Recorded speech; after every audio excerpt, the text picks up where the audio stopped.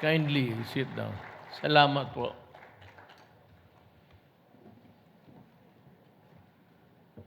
House Speaker Lord Alan Velasco and the honorable members of the House of Representatives, Executive Secretary Salvador Medialdia, Senator Bongo, PDP-Laban Vice Chairman and Energy Secretary Alfonso Cuse, Labor and Employment Secretary Silvestre Bello III, Cabinet Secretary Carlo Nograles, Transportation Secretary Arthur Tugade, Presidential Spokesperson Secretary Harin Roque.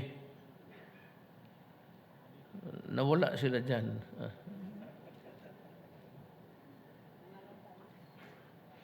Chief Presidential Legal Secretary Salvador Panelo. Can you stand up, please, so that we can see your attire today? It's a working attire. Metro Manila Development Authority Chairman Benjamin Abalos Jr.,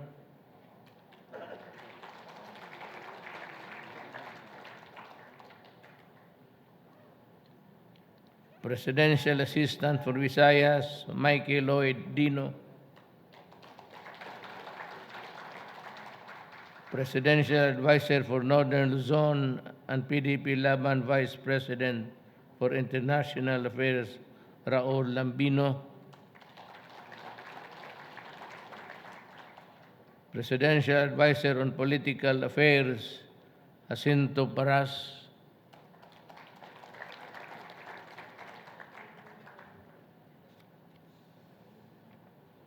Presidential Advisor on Overseas Filipino Workers, Abdullah Mamao, Tol. Pampanga Vice Governor Lilia Pineda, Governors, City and Municipal Mayors and Vice Mayors in attendance, so we cannot name all of you. So, welcome. PDP-Laban national officers and members, then again, welcome for today's event. Fellow workers in government, ladies and gentlemen, I have a speech here of 2 pages, but I'd like to talk about just a little. Give me time. Half of what this would take to talk about the dynamics of itong PDP-Laban. But basahin ko na lang to kasi ginawa naman, kaawa naman yung gumawa nito. Probably working overtime. I would like to thank all of you, my dear party mates, for answering the call to convene the National Assembly of PDP-Laban.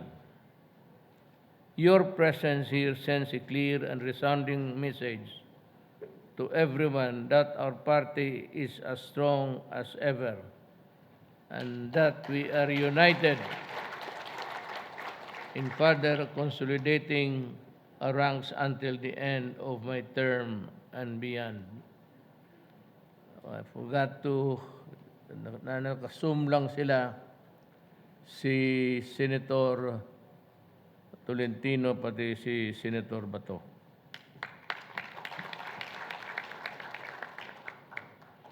Despite all the challenges that we are facing, your unwavering support for this administration's priorities, especially our campaign against illegal drugs, terrorism, corruption, and poverty, is truly reassuring. I am grateful for PDP-Laban's continued trust and confidence in my leadership. I also deeply appreciate your commitment to support whatever my decision may be for the 2022 national elections.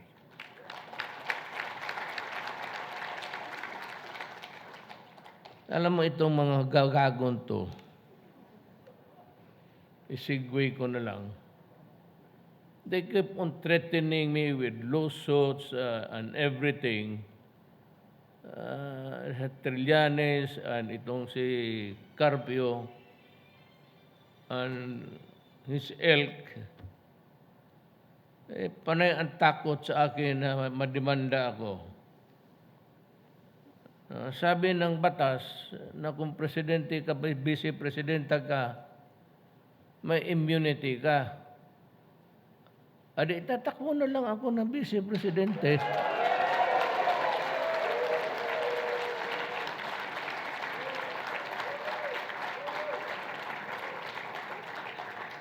And after that, tatakbo ulit ako ng vice-presidente at vice-presidente at vice-presidente.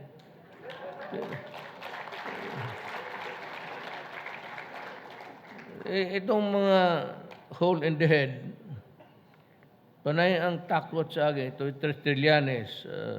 Akala mo naman, nagsasalita siya ng ordinaryong tao. You know, I'm a lawyer, and they can never acquire jurisdiction over my person. Not in a million years. Alam mo, if I may just repeat the requirements of the Constitution, particularly the phrase due process. Alam mo, lahat ng treaties goes to the President. Then if he affirms the contents, dipirmahan niya, tapos padala niya doon sa Congress for the ratification. Then, iyang papel na yan, babalik uli sa Presidente. Then the President issues the order to the Bureau of Printing to include this particular treaty in the official gazette. That is the requirement of the law. Ang ginawa nitong mga mukoy, right after the President Estrada signed the treaty, in their maybe over-enthusiastic, I really do not know, nilipad kaagad nila doon sa Rome and appended it in the Rome Statute sa ICC, bypassing the President and the Bureau of Printing. Na in Tovera versus Enrile, Supreme Court said that failure to publish a law or a treaty, whatever it is, especially a penal law, if you do not publish it, it becomes fatal. It is as if there is no law because it is only in publishing it in the official gazette that the Filipinos are informed that there is an existing law which says this, that, ito. Failing that, there is no law at all. Walang batas. So if they are invoking the Rome Statute, ito si Carpio, ito bright naman ito, bright na bugok. Marami yan silang gano'n eh. Sobra ka bright, bugok. But I don't think Carpio is bright. Kababayan ko yan eh. Ano lang, mapurma. Kaya gano'n. Ito si Trillanes, sige, yo. They cannot. They have to, you know, this is treaties shall form part of the law of the land. So treaties that are ratified, then published, approved by the President, dito it becomes a law. Failure to do that, there is no law. And so, ano mang dinadaldal nila, they have to go into the process. Because if they insist on trying me on the basis of that Rome Statute, which we appended illegally because there was no publication, ang maglabas niyan, I would go to this Constitution which says that no person shall be deprived of life, liberty, or property without due process of law. So I will transfer that phrase in my case. I was deprived of a due process. Kung ako na sa gobyerno, hindi ko alam itong putang inang mayroon pala itong batas na ito. Sila-sila lang itong mga left, pati sabay ng mga dilawan. The dilawan and the left were the ones really pushing for it. In the process, they stumbled. So wala. I can always go to the Supreme Court and say, I was deprived of due process. Hindi naman nila ako sinabihan. How can I be, because it is only during the publication that every Filipino is put on notice that there is a law, especially if it is a penal law. Kailangan mo talaga i-publish. Failing, then there is really a fatal flaw in the process.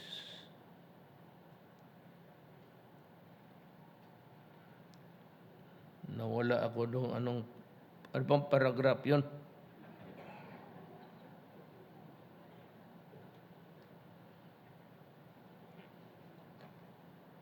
Ulitin ko na siguro pag na ulit ko, hindi naman kayo nakikinig. On this note, gusto ninyong umuwi na hapon na. On this note, allow me to emphasize the importance of genuine unity and camaraderie in the realization of our party's objective. You just do not push somebody there. O sige, ikaw na muna magpresidente. That is not how things are done. So, by that singular act of just designating an acting president, there is no law in the bylaws at saka itong constitution which would provide for an acting president solely upon the push and shove of the president. Ang nagkamali dyan si Coco, hindi si Pacquiao. Pacquiao does not know anything. Kung anong totoo, kung ano mang sabihin, hindi naman nagbabasa yan eh. Basta kung ano sabihin lang ng mga ano niya, sunod. Si Coco, and may I just remind Coco na itong parting PDP was asleep for 100 years. It only woke up during the election and a run for the presidency under the ticket.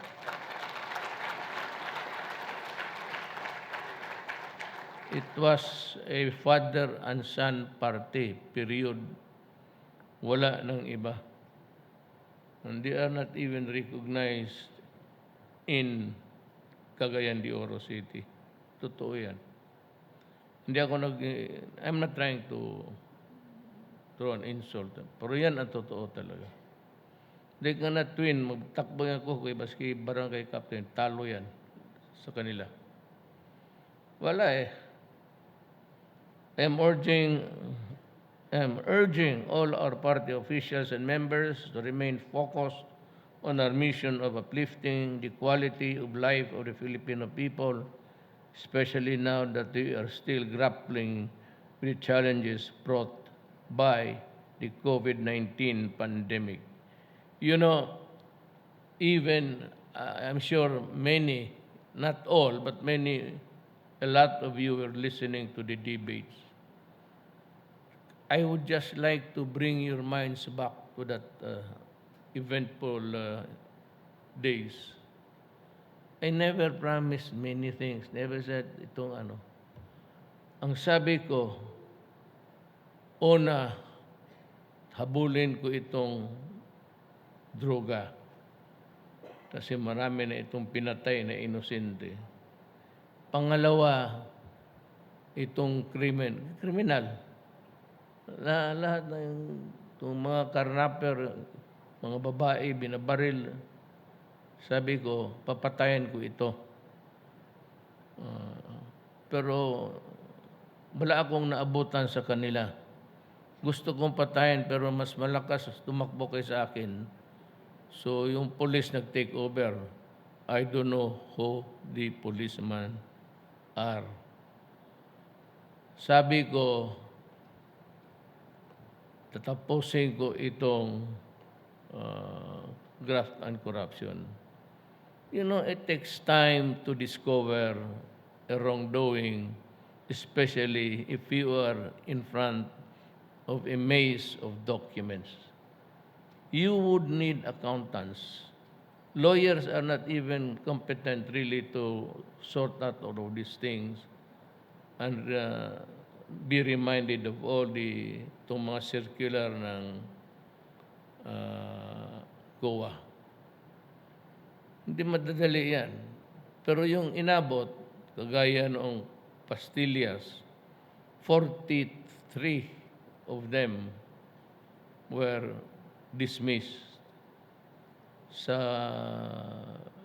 customs naman, 73. Then a host of a weekly dismissal na hindi ko na binabasa minsan for lack of material time sa ating mga, haka-haka dito doon. So, ganun ang ginawa ko. Sabi ko, free education. Putang ina, ginawa ko, nandyan na, free education. Sabi ko, free hospitalization with malasakit to boot. Nandyan na, binigay ko na. Ano pa bang gusto ninyo? Tapos sabi ko, well, I do not know the state of affairs regarding whether there is still money or not. But I am reminded of the EDSA narratives na it was so broken that it would need a lot of money, emergency, sa madaling panahon to repair it. And so somebody, lahat na, from sila Tugadi, kailangan natin ito ng pera. And hindi pa nga kami at least to put our ideas forward. Sinabi na kagad ni Grace na, hindi, itong malaki itong pera na ito, magko-corruption lang ito. Sinabi ko, kung gano'n, wag na lang. I mean, if that is what you believe in, so forget it. Maghanap na lang ako ng iba. So, makita ninyo yung mga skyway dyan sa itaas. Those were really our efforts to atone our sin for failing to repair EDSA. So, EDSA was the catalyst dyan sa So, nandyan na. Kita mo naman ang I don't know if is si Villar nandito. Wala. Ganda ng ganda ng highways niya. Makita mo talaga endless, almost so many kilometers na diretso-diretso talaga. And of course, Tugade here, he made the Philippines beautiful. Yung mga turista natin, they are happy with what they see. Yung ating mga airports, maganda lahat. And what is very striking is that nung una, ito totoo talaga. Nung nag-upo ako, sinabi ko kay Duke sa kanila, i-distribute mo lahat ang pera. Lahat. So, lahat makatikim. Whether they voted for us or not, is of no moment actually. It does not matter. Bigay natin lahat. So, yan, makita na ninyo. Ayaw ko na sabihin kung saan. And just to beg the issue. Basta nandiyan na, nakita na ninyo lahat na. Ito ngayon, may misgivings about this. Itong naiwan, itong droga, corruption, pati itong insurgency. At itong criminality, talaga, matindi. I don't know what I can really do. What a Vice President can do can have an impact on the policies of the President. Because the Constitution is very silent. He does not have a job at all. The job of the Vice President is to lie down on his official residence and wait hanggang mamatay siya. Yan lang ang trabaho ng Presidente, maghintay hanggang mamatay siya. Hindi yung Presidente. Pero kung ang Presidente, mas okay. Pero tignan naman natin kung sino yung Presidente. Kasi hindi naman lahat ng Presidente gusto mong mamatay. I'm urging all our party officials and members to remain focused on our mission of uplifting the quality of the life of the Filipino people, especially now that we are still grappling with the challenges brought by the COVID-19 pandemic. I have read that. Let us not be blinded by our own ambitions, and let us not allow this party to be used to advance personal interest. Sa totoo lang, yung akin was just a reaction to the foolish statements of itong mga dilawan, threatening me as if I am, parang bata ba ako, na pagbaba mo, may kaso ka. Putang ina mo, Trillanes, akala mo abogado ka, sige, subukan mo. Tignan natin kung magawa mo ba yan. So that it was almost a knee-jerk reaction. Nasabi ko, bakit? Kung tatakbo ako ng Vice President, kaya ninyo? Yun. Ngayon, from a knee-jerk reaction to an applause every time I mention the Vice President.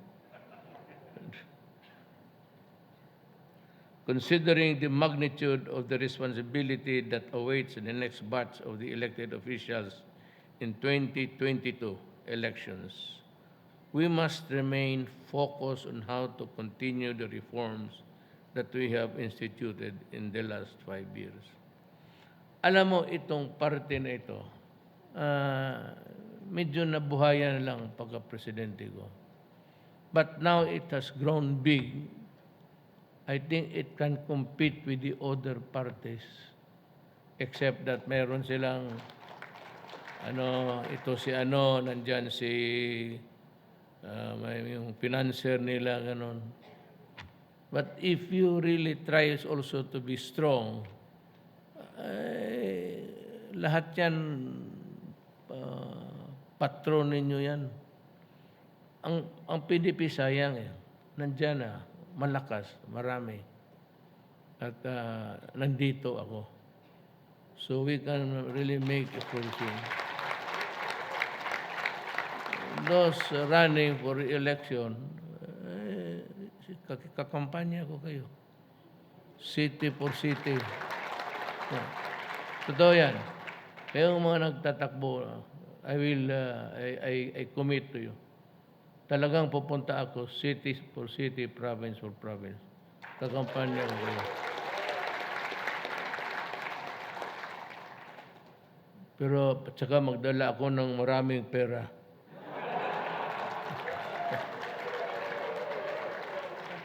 For sako, kung meron.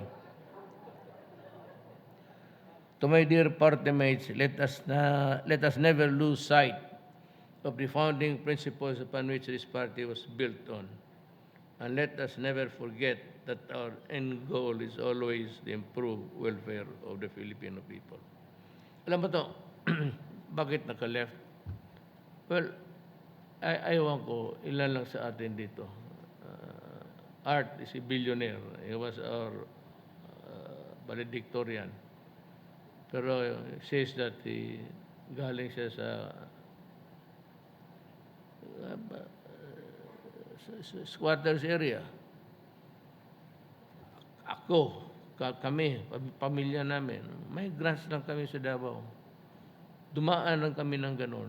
Although the ever-changing fortunes of life, naging governor ang tatay ko. But only because na maraming Bisaya outside of Davao City. Noon, I am the first Bisayan mayor of the city of Davao since its inception. Hindi talaga nanalo yung ano. Not because, but maybe the camaraderie and yung band ng mga pure Davaoenos doon. Carlo Nograles, nanay niya, Davaoen niya. Minsan magsama kami, minsan hindi. But yun ang history. Nung ako na ang Bisaya na mayor ng Davao, wala na rin nakapalit. I went on for 23 years to become mayor, then congressman, 4 years, then 4 years vice mayor ni Inday Sara, then another, ito ngayon. So ganun ako katagal sa politika. And I was a prosecutor for 9 years. You add that, and that is my toil in government. So itong Partido Nacional, itong PDP, dalhin lang ito ng mabuti. I don't know the fortunes of, hindi natin alam kung anong gagawin sa kabila. Baka nagtatype na si Coco ng petition doon sa COMELEC. But tingnan natin. Let us see. Let us see what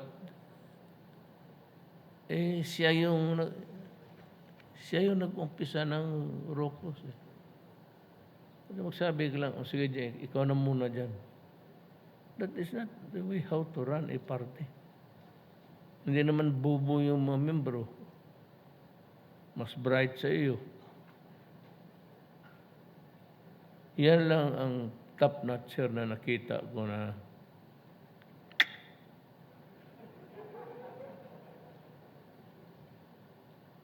o baka ingit lang rin ako kasi 75 lang ako. Really, you do not have to punish your son mag 75. Hayaan mo lang yan. Basta every year, 75 lang talaga ang cut-off. Kasi yan, aakyat yan eh. Ako, totoo, hindi ako nagpapatawa. 7 years ako sa high school, 75. Dumaan ako ng maraming sa Ateneo si Dominguez. Yan ang valedictorian namin since kindergarten. Doresa, nung na-expelled ako sa Ateneo, pumunta ako doon sa Brothers of the Sacred Heart. Valedictorian. Marami akong dinaanan valedictorian. Ako ang dinaanan nila. Pero sa awa ng Diyos, Bebot was also my kaharap kami sa dormitoryo. Dulay. Mga probinsyano yan. Sila ang... The sad thing about sa kanila is mga marurunong, mga summa cum laude, gaya ni Art, bilyonaryo, valedictorian namin. Trabahante ko lang yan.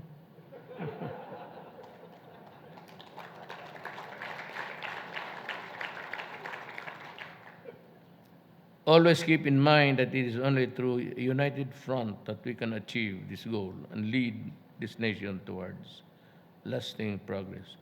There's going to be a lot of suits far and wide in between now and in the election. Ako na they will fight tooth and nail dito sa ano. Especially Coco. Parang kanila talaga yan eh. At totoo naman. It was the founding Pimentel, the old man who really, yung ginawa niya ito, is a work of love sa kanya. Pero ang problema, ang anak ang walang diskarte na tama. I do not know what prompted him to just post Pacquiao there and place a place of acting president. You cannot have an acting president. You have to elect people. Yung biglaan na doon nagka-watak-watak. And I think Secretary Kose did not like it. So from there, it spiraled into a more vicious narratives of charge and counter-charge. So, yun lang po. Maraming salamat sa inyo.